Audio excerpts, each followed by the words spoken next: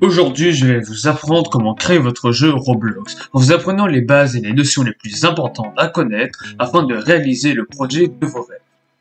Voici les conditions à respecter afin de créer votre jeu Roblox. 1. Avoir un PC. 2. Avoir un compte Roblox. Et c'est tout? Ah oui, il vous faut de la motivation et de l'imagination. Bon, passons aux choses sérieuses.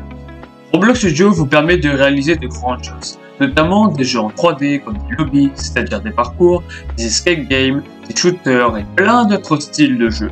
On peut même faire des jeux en 2D. Oui, vous m'avez bien entendu, des jeux en 2D.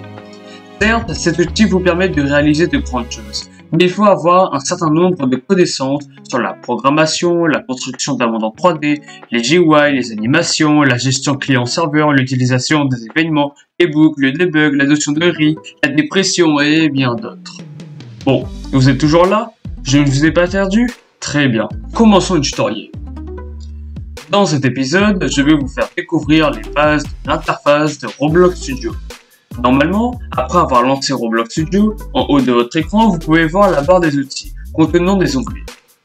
L'onglet Home vous donne les outils de base pour manipuler les objets de votre jeu. L'onglet Modèle a des outils pour aussi manipuler vos objets, mais plus précisément. Par exemple, pour changer la taille de vos blocs, leur couleur, leur matériaux, changer la grille.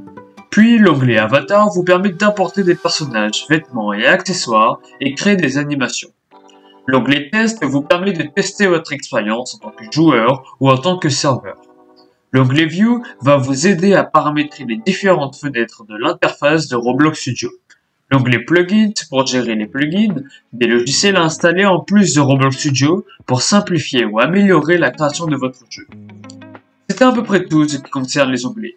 Passons maintenant à la fenêtre 3D. Cette fenêtre représente votre espace de travail. Ici, vous pouvez déplacer votre caméra, voir et manipuler les objets et personnages qui s'y retrouvent.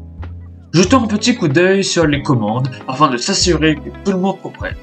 Pour les commandes de la caméra, si vous avez un clavier français, pour la déplacer, ça sera ZQSD. Pour aller en haut, c'est A et en bas, E. Pour zoomer sur un objet sélectionné, vous cliquez sur F. Maintenez clic droit et déplacez votre souris afin de tourner la caméra.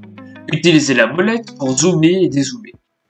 Maintenant, retournons à l'onglet View, afin de configurer votre écran de la même façon que moi.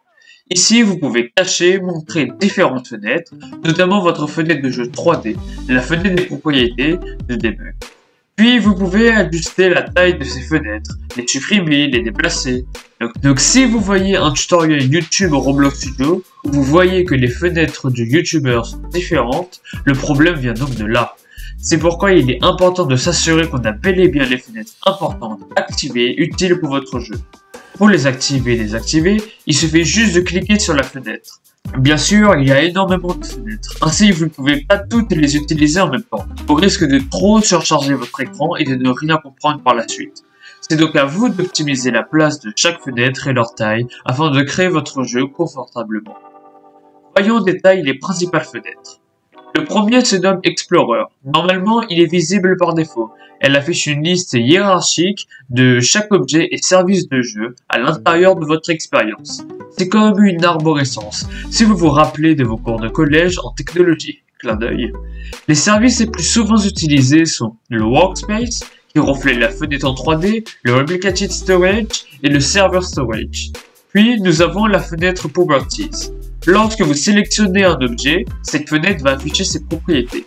Par exemple, si vous sélectionnez un bloc, vous allez pouvoir changer sa couleur, sa forme, son nom, sa matière, sa taille et plein d'autres.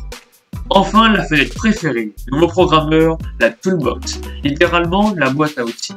Elle contient de nombreux éléments déjà faits à importer dans votre jeu, comme des personnages, constructions et images, sons. Ces éléments sont créés par la communauté Roblox elle-même. Tapez ce que vous voulez importer à votre jeu, sélectionnez ce qui vous convient. Disclaimer.